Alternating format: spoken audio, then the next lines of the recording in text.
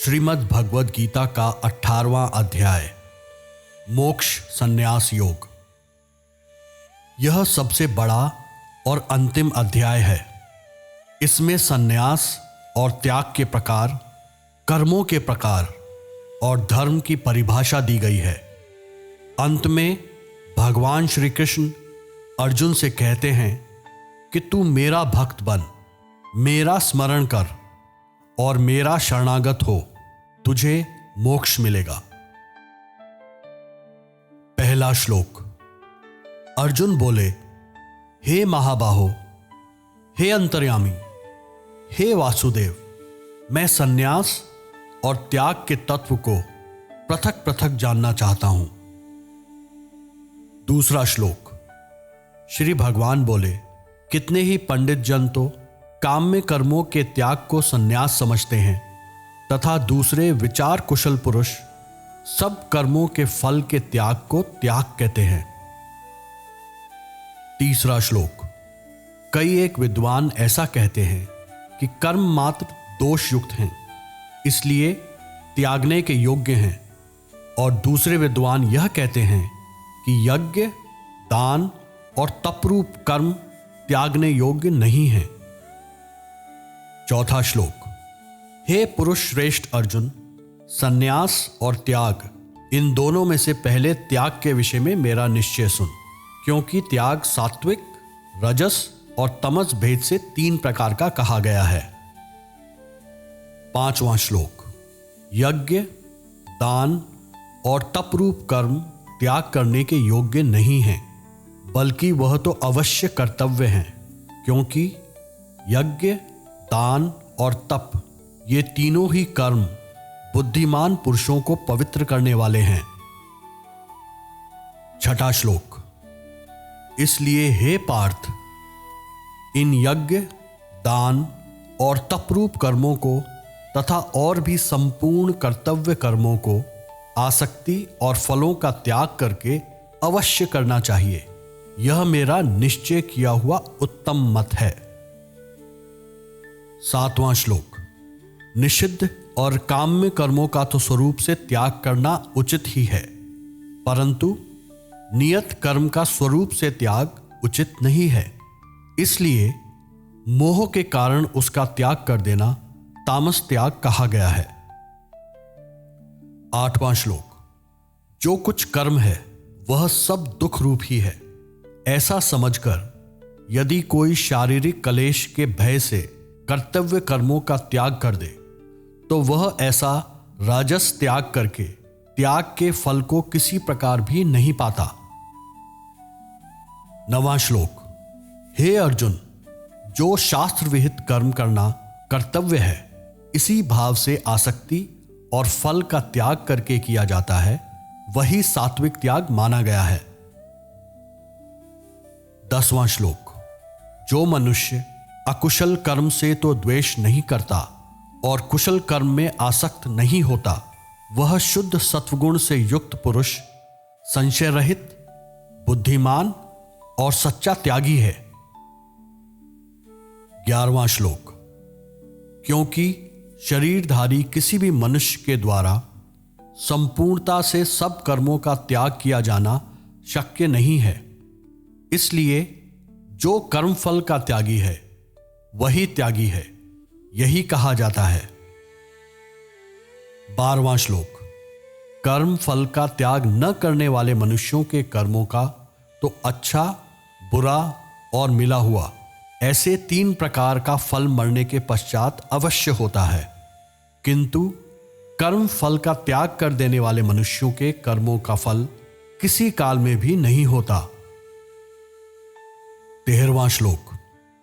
हे महाबाहो, संपूर्ण कर्मों की सिद्धि के 5 हेतु कर्मों का अंत करने के लिए उपाय बतलाने वाले सांख्य शास्त्र में कहे गए हैं, उनको तुम मुझसे भली भांति जान। 14वां श्लोक। इस विषय में अर्थात कर्मों की सिद्धि में अधिष्ठान और कर्ता तथा भिन्न भिन्न प्रकार के कारण एवं नाना प्रकार की अलग अलग चेष्टाएं और वैसे ही 5वां हेतु देव कहा गया है। 15वां श्लोक। मनुष्य मन, वाणी और शरीर से शास्त्रानुकूल अथवा विपरीत जो कुछ भी कर्म करता है उसके ये पांचों कारण हैं। 16वां श्लोक।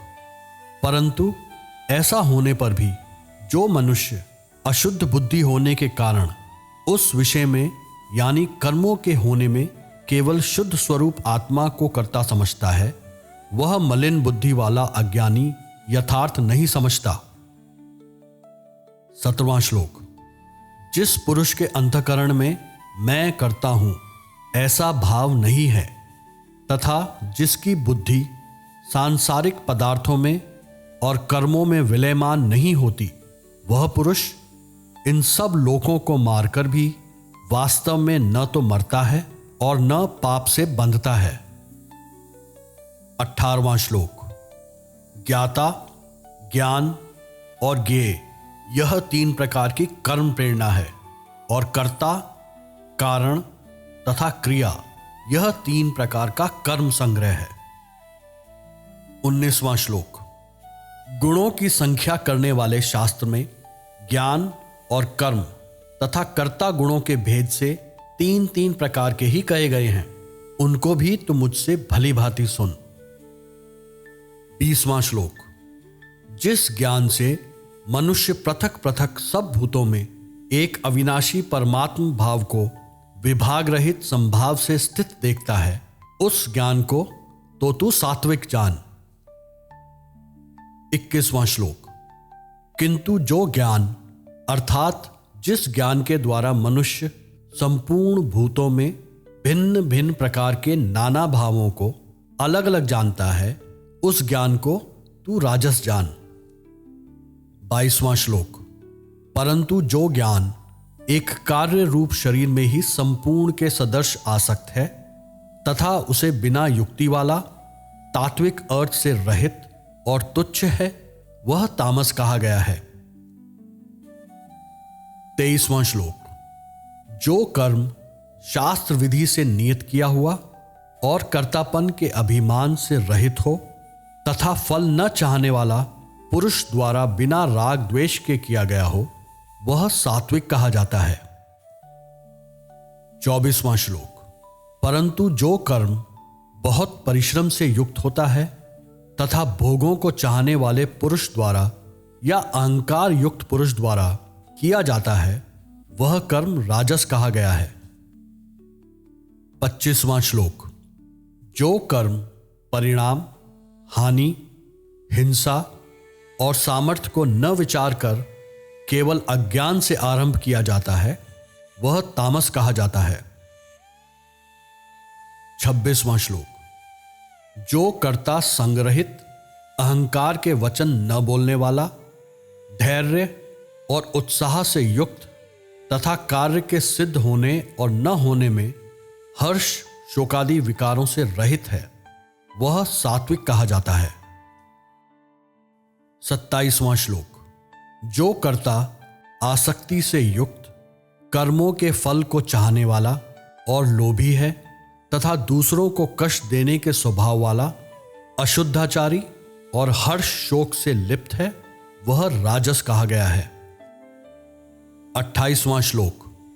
जो कर्ता अयुक्त, शिक्षा से रहित, घमंडी, धूर्त और दूसरों की जीविका का नाश करने वाला तथा शोक करने वाला, आलसी और दीर्घ सूत्री है, वह तामस कहा जाता है। 29वां श्लोक। हे धनंजय, अब तू बुद्धि का और धृति का भी गुणों के अनुसार 3 प्रकार का भेद मेरे द्वारा संपूर्णता से विभाग पूर्वक कहा जाने वाला सुन। 30वां श्लोक।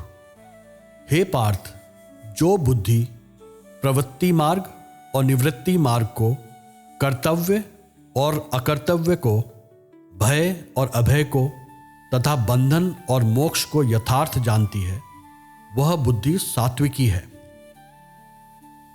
31वां श्लोक। हे पार्थ, मनुष्य जिस बुद्धि के द्वारा धर्म और अधर्म को तथा कर्तव्य और अकर्तव्य को भी यथार्थ नहीं जानता, वह बुद्धि राजसी है। 32वां श्लोक। हे अर्जुन, जो तमोगुण से घिरी हुई बुद्धि अधर्म को भी यह धर्म है ऐसा मान लेती है तथा इसी प्रकार अन्य संपूर्ण पदार्थों को भी विपरीत मान लेती है, वह बुद्धि तामसी है। 33वां श्लोक।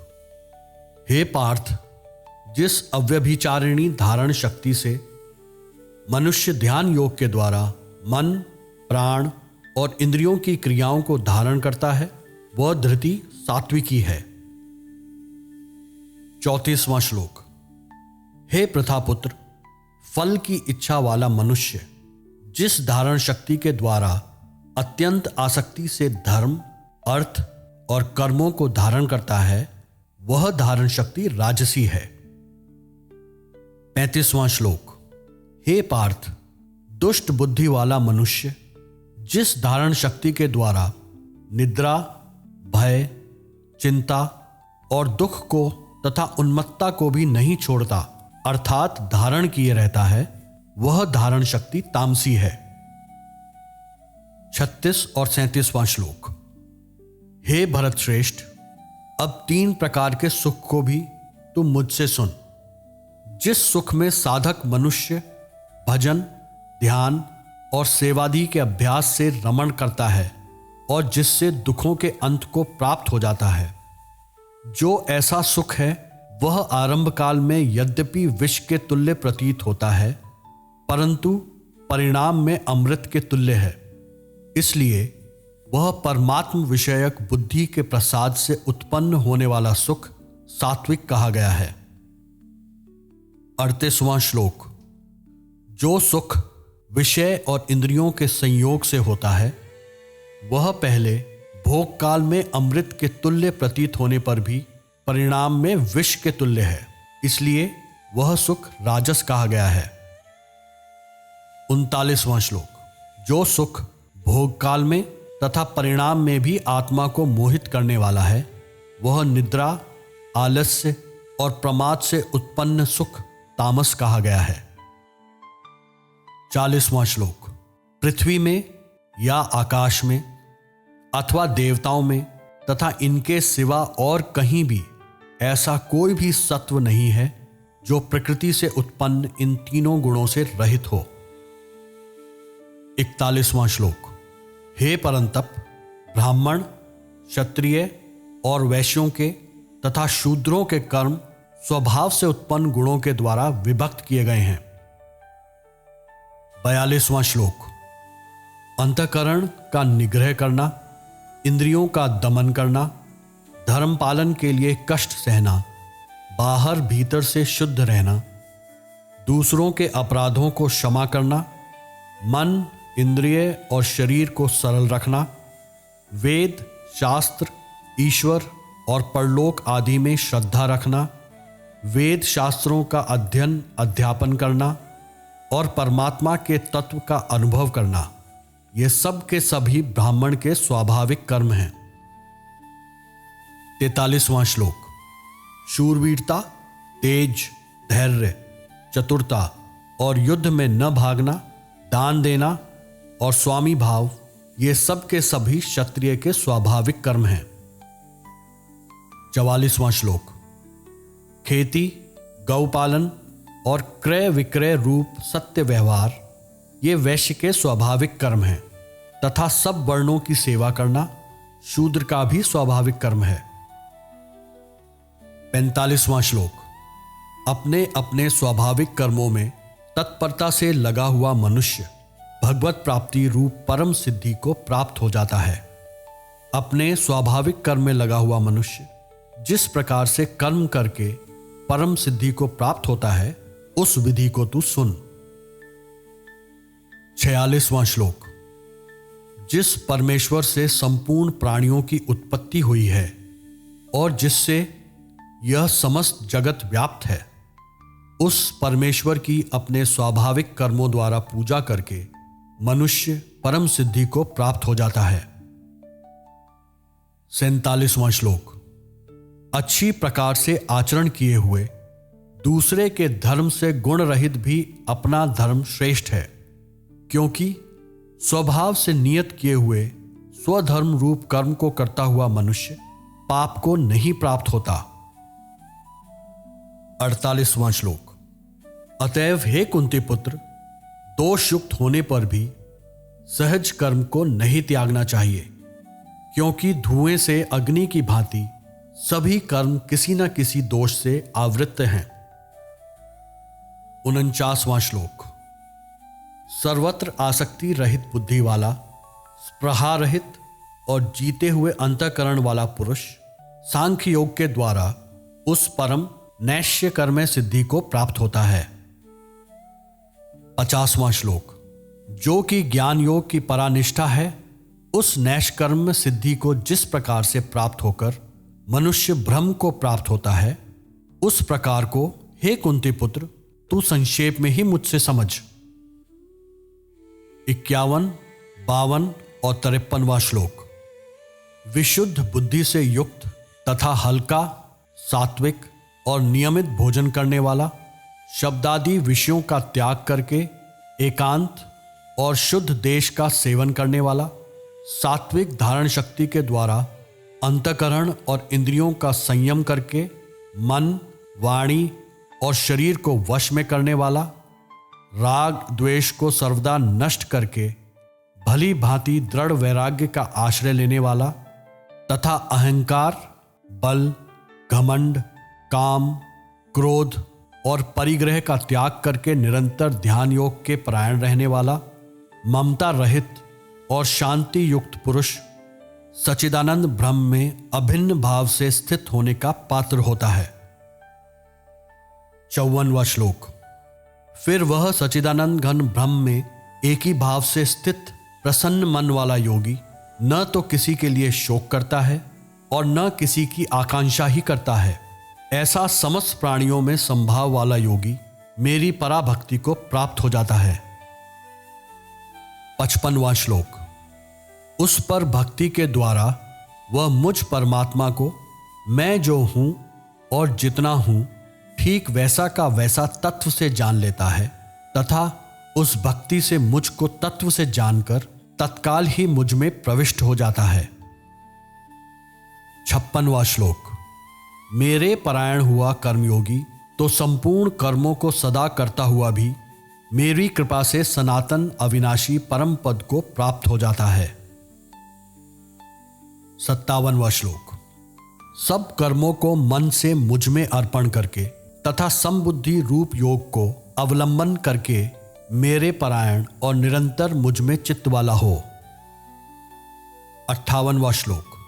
उपयुक्त प्रकार से मुझ में चित्त वाला होकर तू मेरी कृपा से समस्त संकटों को अनायास ही पार कर जाएगा, और यदि अहंकार के कारण मेरे वचनों को न सुनेगा तो नष्ट हो जाएगा, अर्थात परमार्थ से भ्रष्ट हो जाएगा।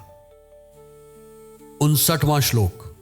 जो तू अहंकार का आश्रय लेकर यह मान रहा है कि मैं युद्ध नहीं करूंगा, तेरा यह निश्चय मिथ्या है, क्योंकि तेरा स्वभाव तुझे जबरदस्ती युद्ध में लगा देगा।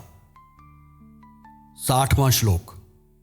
हे कुंती पुत्र, जिस कर्म को तू मोह के कारण करना नहीं चाहता, उसको भी अपने पूर्वकृत स्वाभाविक कर्म से बंधा हुआ परवश होकर करेगा। 61वां श्लोक। हे अर्जुन, शरीर रूपी यंत्र में आरूढ़ हुए संपूर्ण प्राणियों को अंतर्यामी परमेश्वर अपनी माया से उनके कर्मों के अनुसार भ्रमण कराता हुआ सब प्राणियों के हृदय में स्थित है। 62वां श्लोक। हे भारत, तू सब प्रकार से उस परमेश्वर की ही शरण में जा। उस परमात्मा की कृपा से ही तू परम शांति को तथा सनातन परम धाम को प्राप्त होगा। 63वां श्लोक। इस प्रकार यह गोपनीय से भी अति गोपनीय ज्ञान मैंने तुझसे कह दिया। अब तू इस रहस्य युक्त ज्ञान को पूर्णतः भली भांति विचार कर, जैसे चाहता है वैसे ही कर। 64वां श्लोक। संपूर्ण गोपनीयों से अति गोपनीय मेरे परम रहस्य युक्त वचन को तू फिर भी सुन। तू मेरा अतिशय प्रिय है, इससे यह परम हितकारक वचन मैं तुझसे कहूंगा। 65वां श्लोक। हे अर्जुन, तू मुझ में मन वाला हो, मेरा भक्त बन, मेरा पूजन करने वाला हो और मुझको प्रणाम कर। ऐसा करने से तू मुझे ही प्राप्त होगा। यह मैं तुझसे सत्य प्रतिज्ञा करता हूं, क्योंकि तू मेरा अत्यंत प्रिय है। 66वां श्लोक। संपूर्ण धर्मों को अर्थात संपूर्ण कर्तव्य कर्मों को मुझ में त्याग कर तू केवल एक मुझ सर्वशक्तिमान सर्वाधार परमेश्वर की ही शरण में आ जा। मैं तुझे संपूर्ण पापों से मुक्त कर दूंगा। तू शोक मत कर। 67वां श्लोक। तुझे यह गीता रूप रहस्यमय उपदेश किसी भी काल में न तो तप रहित मनुष्य से कहना चाहिए, न भक्ति रहित और न बिना सुनने की इच्छा वाले से ही कहना चाहिए, तथा जो मुझ में दोष दृष्टि रखता है उससे भी नहीं कहना चाहिए। 68वां श्लोक। जो पुरुष मुझ में परम प्रेम करके इस परम रहस्य युक्त गीता शास्त्र को मेरे भक्तों में कहेगा, वह मुझको ही प्राप्त होगा, इसमें कोई संदेह नहीं है।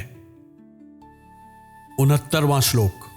उससे बढ़कर मेरा प्रिय कार्य करने वाला मनुष्यों में कोई भी नहीं है, तथा पृथ्वी भर में उससे बढ़कर मेरा प्रिय दूसरा कोई भविष्य में होगा भी नहीं। 70वां श्लोक। जो पुरुष इस धर्म में हम दोनों के संवाद रूप गीता शास्त्र को पढ़ेगा, उसके द्वारा भी मैं ज्ञान यज्ञ से पूजित होऊंगा, ऐसा मेरा मत है। 71वां श्लोक। जो मनुष्य श्रद्धा युक्त और दोष दृष्टि से रहित होकर इस गीता शास्त्र का श्रवण भी करेगा, वह भी पापों से मुक्त होकर उत्तम कर्म करने वालों के श्रेष्ठ लोकों को प्राप्त होगा। 72वां श्लोक। हे पार्थ, क्या इस गीता शास्त्र को तूने एकाग्र चित्त से श्रवण किया? और हे धनंजय, क्या तेरा अज्ञान जनित मोह नष्ट हो गया? 73वां श्लोक। अर्जुन बोले, हे अच्युत, आपकी कृपा से मेरा मोह नष्ट हो गया और मैंने स्मृति प्राप्त कर ली है। अब मैं संशय रहित होकर स्थित हूं, अतः आपकी आज्ञा का पालन करूंगा। 74वां श्लोक। संजय बोले, इस प्रकार मैंने श्री वासुदेव के और महात्मा अर्जुन के इस अद्भुत रहस्य युक्त रोमांचकारक संवाद को सुना। 75वां श्लोक। श्री व्यास जी की कृपा से दिव्य दृष्टि पाकर मैंने इस परम गोपनीय योग को अर्जुन के प्रति कहते हुए स्वयं योगेश्वर भगवान श्री कृष्ण से प्रत्यक्ष सुना है। 76वां श्लोक। हे राजन, भगवान श्री कृष्ण और अर्जुन के इस रहस्युक्त कल्याणकारक और अद्भुत संवाद को पुनः पुनः स्मरण करके मैं बार बार हर्षित हो रहा हूं। 77वां श्लोक। हे राजन, श्री हरि के उस अत्यंत विलक्षण रूप को पुनः पुनः स्मरण करके मेरे चित्त में महान आश्चर्य होता है और मैं बार बार हर्षित हो रहा हूं। 78वां श्लोक। हे राजन, जहां योगेश्वर भगवान श्री कृष्ण हैं और जहां गांडीव धनुषधारी अर्जुन हैं, वहीं पर श्री विजय, विभूति और अचल नीति है, ऐसा मेरा मत है। इसी ज्ञान के साथ 18वां अध्याय समाप्त होता है और इसी के साथ श्रीमद् भगवद गीता का समापन होता है। आप सभी का हृदय से धन्यवाद, जिन्होंने हमारे साथ श्रीमद् भगवद गीता की इस अद्भुत आध्यात्मिक यात्रा को सुना और अनुभव किया। यदि आपको यह श्रृंखला प्रेरक लगी तो इसे अपने परिवार और मित्रों तक अवश्य पहुंचाइए, ताकि और भी लोग इस दिव्य ज्ञान से लाभ उठा सकें। ज्ञान तभी सार्थक है जब उसे जीवन में उतारा जाए। भगवान श्री कृष्ण का संदेश है, कर्म करते रहिए, फल की चिंता मत कीजिए, इसी में सच्चा सुख और शांति है। ओम नमो भगवते वासुदेवाय।